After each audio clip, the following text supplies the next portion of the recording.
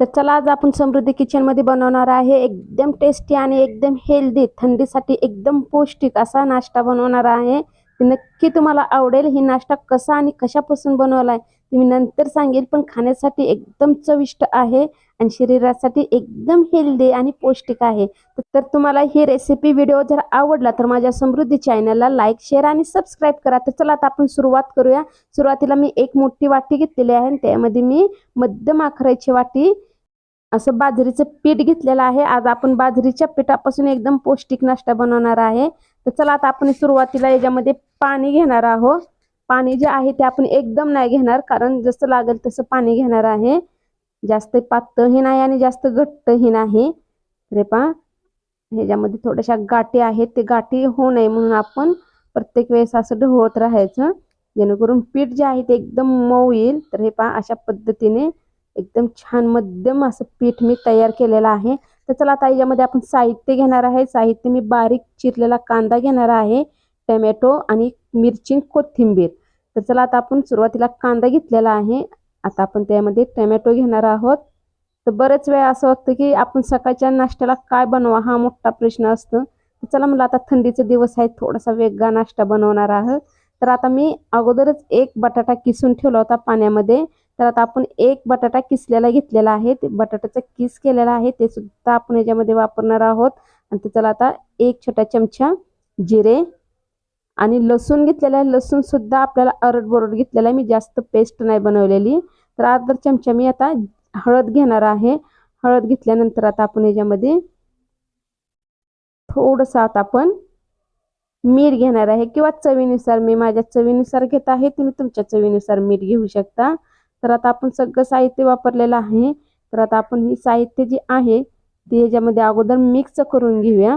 तर हे पहा पिठाचा सुद्धा आणि साहित्य आहे ते आपलं छान मिक्स झालेलं आहे, किंवा लागेल तसं पाणीही वापरलं तरी चालेल। मी अजून थोडंसं पाण्याचा वापर करणार आहे, कारण जेणेकरून आपले हे ज्वारी बाजरीचे धपाटे म्हणलं तरी सुद्धा चालेल। तर आता ही पूर्णपणे छान आहे, छान झालेला आहे तयार। तर आता आपण याच्यामध्ये एक छोटी वाटी तीळ घेतलेला आहे। अशा पदार्थाला तीळ असल्या का त्याची चव अजून वाढते। तर चला मी गॅसवर पॅन गरम करायला ठेवला होता, एकदम मस्त असा गरम झालेला आहे। थोडासा पाण्याचा शिंतोडा द्यायचा, तेल वापरायचं नाही सुरुवातीला। तर आता आपण याच्यामध्ये एक चमचा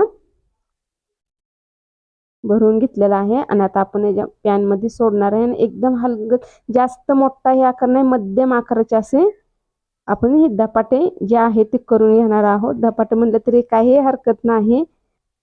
तर चला आता मध्यम आकार, जास्त जाडसरही नाही आणि जास्त पातळही नाही असा आपण आकार दिलेला आहे। तर चला एकदम मध्यम आकाराचे आपण हे धपाटे तयार केले। तर आता आपण कडन तेलाचा वापर करायचा आहे आणि शक्यतो जास्त करून हे कमी गॅसवर भाजायचं, म्हणजे पूर्णपणे छान भाजलं जातं।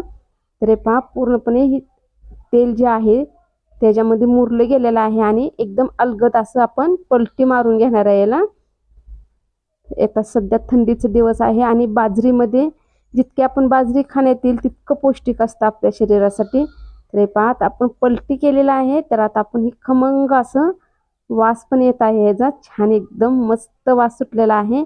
तर जोपर्यंत ही भाजत नाही असं कमी गॅसवर आपण खमंग असं भाजून घेणार आहोत।